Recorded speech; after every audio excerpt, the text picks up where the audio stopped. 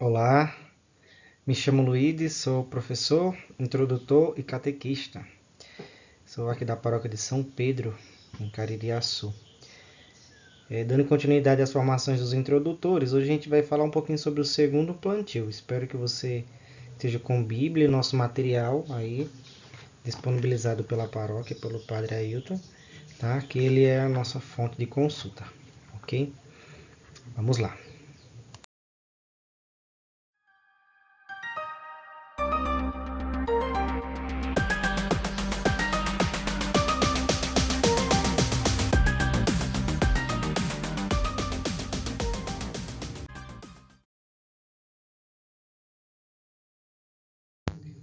Para esta segunda etapa da formação dos introdutores, será necessário que você faça a leitura prévia do texto do Evangelho de Nosso Senhor Jesus Cristo segundo São Marcos, no capítulo 3, dos versículos 13 ao 19, onde Jesus vai fazer a instituição dos 12 apóstolos, fazendo a sua nomeação.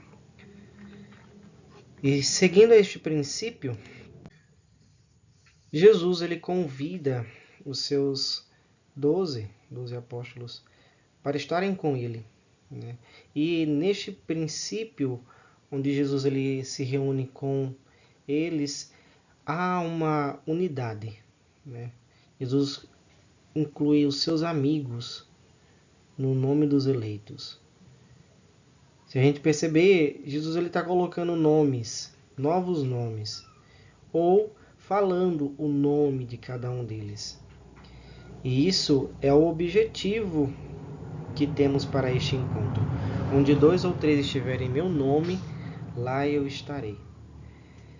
Percebemos que as crianças e os jovens perceberão essa coletividade, se experimentar a vontade de Deus, experimentar a unidade de Deus. Por isso, para as crianças, nós temos como objetivo, nesta primeira etapa do plantio, experimentar que Deus nos quer unidos. E para os jovens, justamente compreender que a salvação não é individual e nossa fé é coletiva, onde vivemos em uma constante comunhão. É justamente o princípio de unidade, de comunhão. Precisamos entender isso, e para que possamos experimentar esta fé, temos que viver em comunidade.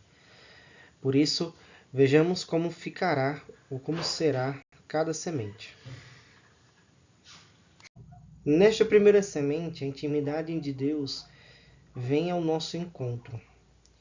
Olha que interessante. Deus ele olha para nós de forma completa. Ele conhece cada detalhe nosso, porque já foi tudo escrito. Nós vivemos num tempo que nós denominamos Cronos, onde nós contamos as horas, nós observamos o passado, o presente e esperamos pelo futuro. Mas no tempo de Deus, temos a presença real dele, porque ele se faz presente. E nesse Kairos, esse tempo de Deus, nós percebemos que ele conhece a cada um de nós intimamente. Por isso, ele sabe de tudo, de todos os nossos medos, sentimentos, sonhos, necessidades. E para que possamos compreender o que ele quer de nós, o que ele prepara para nós, precisamos realmente nos abandonar nele. Eu costumo dizer que quanto mais somos íntimos a Deus, mais somos íntimos a nós mesmos, assim como Santo Agostinho vai nos comentar.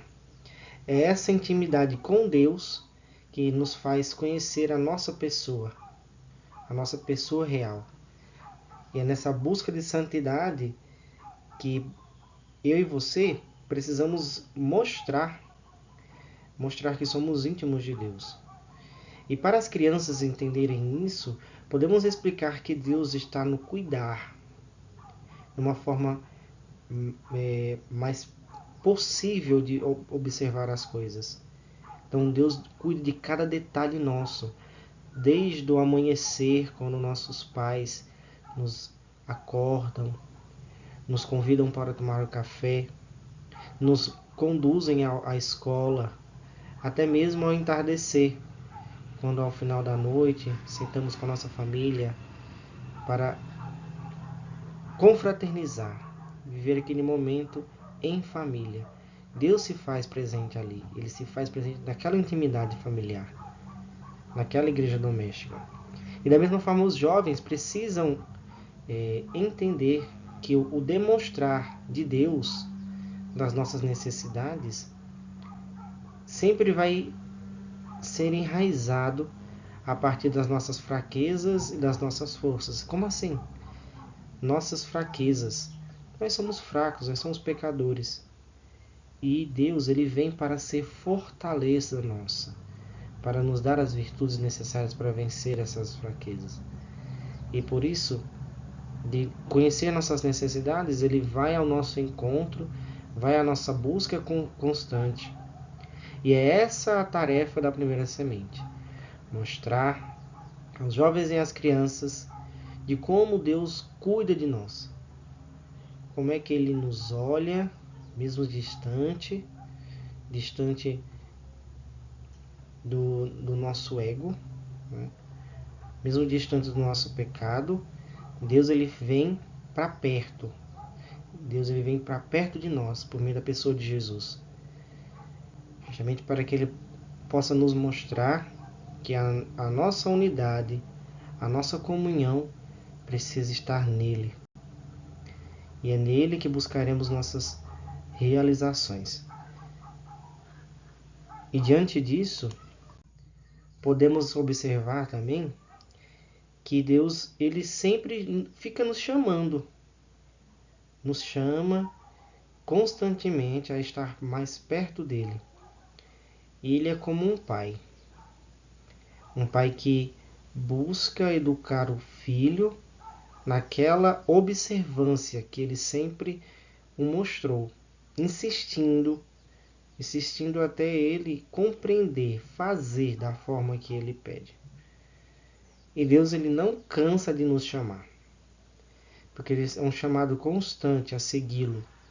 Da mesma forma que ele fez com os apóstolos, que eles os chamaram e disse: segue-me, cada um deles apenas o seguiu. Não questionou, mas ao escutar a sua voz, eles seguiram seus passos, foram atrás de Jesus, percorreram os seus caminhos. E nessa segunda semente, nós podemos parar para refletir esta unidade de Deus. Essa unidade de Deus que nos chama para perto. E já que somos chamados, esse chamado não é um chamado qualquer. É um chamado que chama pelo meu nome. Se a gente pudesse parar um pouquinho e pensar, qual o significado do meu nome? O significado que o meu nome tem perante os seres humanos. Poderíamos entender, por exemplo, qual seria a nossa missão aqui nesta terra. O meu nome, por exemplo, é Luigi, então significa guerreiro da luz, né? Qual é essa luz? Minha luz é Jesus. Então precisamos buscar viver, eu preciso buscar viver desta forma, guerreando por esta luz. Então, para as crianças e os jovens, nós devemos demonstrar que Deus nos chama a todo momento e Ele nos quer por perto dele. Ele quer sempre nos chamar de forma especial e é direcionado ao nosso nome. E várias foram as pessoas que foram chamadas pelo seu nome, né? Simão, né? Primeiramente foi logo chamado de Pedro, de Cefas, né? Logo que recebeu a sua missão. Houve um chamamento e esse chamamento houve uma resposta de Deus, para Deus. Então, assim como eles, os apóstolos, nós também somos chamados a esta santidade, a este caminho com Jesus. Que possamos olhar, ter um olhar e um ouvido atento a essa vontade de Deus, que nos consome, que nos constrange constantemente.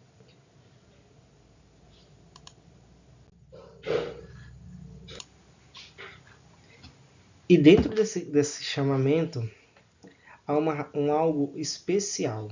Deus ele não olha para aquilo que fazemos, para aquilo que pensamos ou omitimos. Deus ele olha como filho, como amigo amado. E assim, independente daquilo que sejamos, todos somos iguais, amados, especialmente por Deus. E não há nada melhor do que ninguém, do que Deus, pois Ele mesmo se faz presente na nossa vida. Ele mesmo nos chama. Então recordamos das formiguinhas, né? Da analogia das formiguinhas. Todas aquelas formigas dispersas, ao perceber que uma delas traz a mensagem que elas tanto esperavam, por um lugar, por um abrigo, por um alimento encontrado, elas a seguem até este lugar. E o interessante é que todas as vezes que elas são espalhadas pelo sopro, elas ainda conseguem encontrar este rastro. Conseguem encontrar esse rastro deixado por Deus. Este caminho, porque o chamado é constante e dessa mesma forma Deus ele convida os seus amigos para estar perto. E dessa forma, nós tivemos sorte, porque nós nascemos dentro do caminho, próximo ao caminho. Nós nascemos próximo de Deus. As nossas famílias, a minha casa, a sua casa, elas são exemplos e precisam ser exemplos da presença de Deus real na nossa vida. As famílias católicas, tradicionalmente falando, podemos observar, em todos os lugares da casa, tem um resquíciozinho de Deus. Desde a entrada, quando a gente olha para as imagens dos santos, no altar particular, até a nossa cabeceira da nossa cama, onde encontramos o nosso terço, o nosso rosário. Deus ele percebemos que Deus está no meio de nós, mas precisamos atentamente perceber a esta necessidade de amar a Deus, de entender que essa necessidade de amar a Deus está sempre à nossa frente. É como se fosse uma regra. Amar a Deus sobre todas as coisas. E ao próximo como a ti mesmo. Então, precisamos perceber a necessidade de amar e respeitar também as outras pessoas, já que elas são filhos amados de Deus. E sendo filho, como eu sou filho, preciso amar o meu semelhante, porque ele também faz parte dessa criação. Essa criação que conduz ao Pai, ao Criador. Então, as crianças e os jovens precisam perceber a necessidade de amar e respeitar as outras pessoas. Perceber a necessidade que tem nisso e também de não ofender alguém. De não ofender alguém amado e querido por Deus. Porque isso os afasta dessa amizade com Deus, desta filiação divina.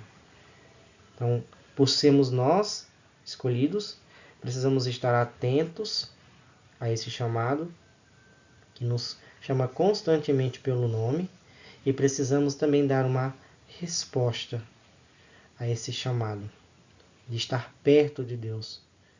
E nós tivemos sorte, assim como as formiguinhas, de mesmo sendo assoprados pelas nossas faltas, para longe de Deus, nós nascemos dentro do caminho e nós conhecemos este caminho, porque Deus ele conhece as suas ovelhas e as ovelhas escutam a sua voz e o seguem. Desta forma, precisamos entender que Deus ele está nos convidando a uma intimidade, e dessa intimidade vivamos essa certeza de que somos únicos, amados e queridos, chamados a fazer parte de algo maior. Já que Cristo, que morrestes na cruz, para que possamos ser chamados filhos de Deus, Ele que se dá por inteiro como filho, concede a nós essa filiação, nos concede essa identidade, uma identidade filial a Deus Pai. E é nesta corredentoriedade onde nós podemos viver plenamente este caminho. Nós temos que exercer uma função, um algo ou alguém que vai além de nós mesmos, que sai de nós. É uma transcendência, é um sair de mim para o outro. É uma busca da realização do projeto de Deus. Dessa forma, as crianças e os jovens precisam entender que Deus nos escolheu para o ajudá-lo. Que nosso amigo, nosso melhor amigo, nos escolheu para ajudá-lo. E os jovens podem observar que todos temos um propósito aos olhos de Deus. Desde o primeiro momento, quando eu saio da minha casa, que preciso exercer minhas funções laborais ou estudantis, eu exerço uma função diante dos olhos de Deus. Ou quando eu exerço uma função de serviço à igreja, seja no sacerdócio, ou seja no matrimônio, eu faço um trabalho unido à vontade de Deus. É este sacramento, é um sacramento, os sacramentos que nós vivemos, os sacramentos de vida, são sacramentos que nos ajudam a exercer esse chamado, essa identidade, desde o batismo até a nossa primeira comunhão. Precisamos ser essa força que invoca no coração dos outros a presença real de Deus. Então, Deus necessita de nós, de nossa pessoa, para dar continuidade a esse chamado.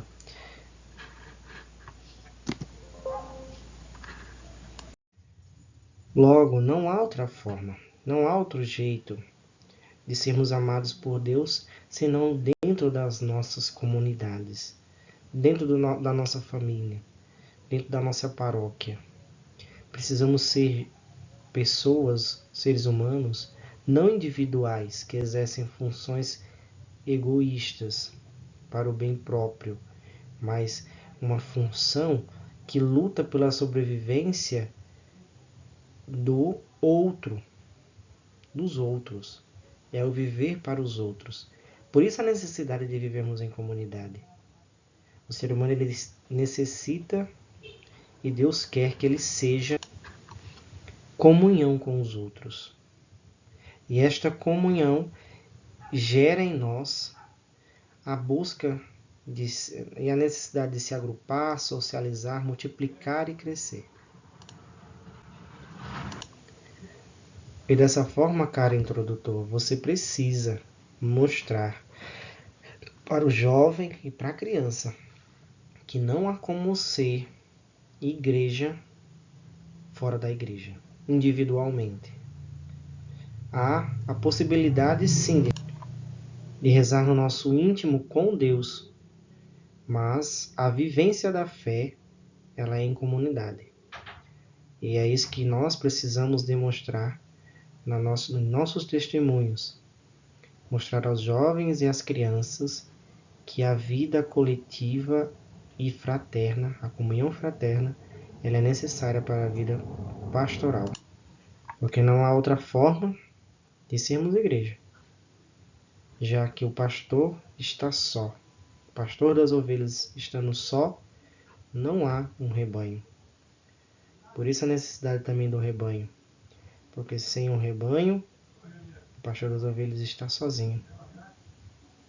É a busca insistente de Deus, de estarmos diante dele como ovelhas, ovelhas que procuram seu pastor.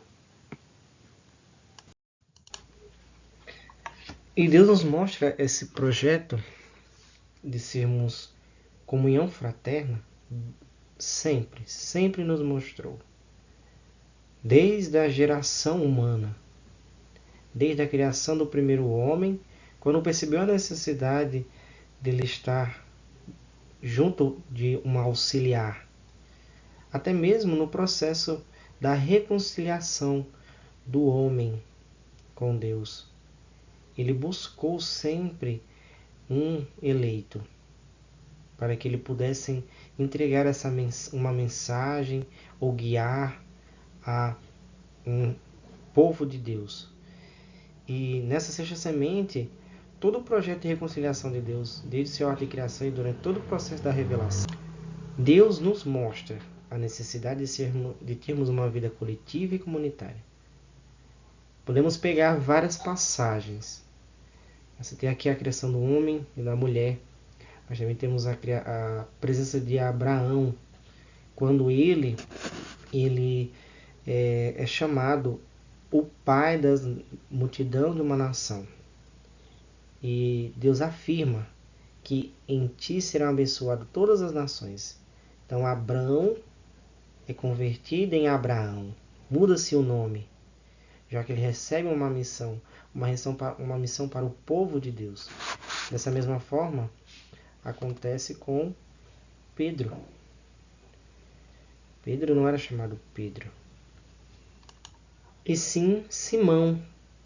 Quando Deus o chama, ele muda o seu nome para Quefas, que quer dizer rocha, quer dizer pedra, ou seja, Pedro. Então, hoje, ele recebeu essa missão de iniciar a comunidade cristã. E eu e você também recebemos uma missão de levar o Cristo às nações, ir por todo o mundo e anunciar o Evangelho a toda criatura. E não é uma fé egoísta, mas é uma fé voltada à salvação coletiva, porque não adianta eu ir sozinho ao céu, preciso também levar minhas famílias, aos meus amigos, aos meus parentes. Preciso estar em comunhão, em comunidade. E o interessante é que neste momento possamos fazer uma breve dinâmica com o introduzido, mostrando ali na família reunida a necessidade de cada um. O pai, a mãe, ou até mesmo ele, o filho, nessa busca constante por Deus, ou nessa ajuda coletiva, já que também ali é uma igreja doméstica. Precisamos mostrar a necessidade de estarmos em unidade com Deus para auxiliar os meus e aqueles que Deus os colocar no nosso caminho. Assim chegamos à sétima semente. Já percebemos que Deus ele nos conduziu até aqui. Ele nos chama pelo nome, nos dá uma função em particular. E essa função comunitária faz ajudar as outras pessoas a carregarem as... E essa é a necessidade que temos de sermos uns com os outros, um com o meu irmão, um com o meu pai, um com o meu familiar, um com o meu amigo, um com os meus inimigos. Precisamos viver essa vida comunitária. E assim Deus ele permite uma unidade, uma união pela fé, pelo testemunho e oração, e um crescimento pessoal com essa experiência e os ensinamentos que nós vamos receber dos mais velhos, dos mais adultos, dos mais maduros. O apoio nas dificuldades, tudo isso é auxílio de Deus. É algo que Deus envia para nós, diante da nossa necessidade, para que possamos enfrentar as cruzes de cada dia. E podemos observar isso a cada instante, a cada momento. Bastamos olhar ao nosso redor, aos afazeres cotidianos de cada um. Esteja atento aos deveres do seu pai, da sua mãe. Esteja atento aos seus deveres e perceberás que Deus está ali para auxiliar alguém. Então, neste momento, você pode, introdutor, fazer questionamento à criança, ao jovem, de como está sendo o chamado, se ele está sendo atento ao chamado de Deus, se ele está sendo uma cruz ou um auxiliar na vida das outras pessoas. Ou se ele está cumprindo seu papel de filho, de irmão, de amigo, de aluno, etc. Dessa forma, seremos amados por Deus, pois somos chamados filhos de Deus. E dessa forma, seremos também uma chave, um caminho para as outras pessoas que necessitam também estar em unidade com Deus. Assim, concluímos a nossa última semente. Por isso, esteja atento, você introdutor, para as próximas formações. Teremos ainda mais 3 formações. E essas 3 são auxiliares neste processo de introdução dos catecúmenos para o processo de catequese com inspiração catecumenal. Obrigado e até a próxima.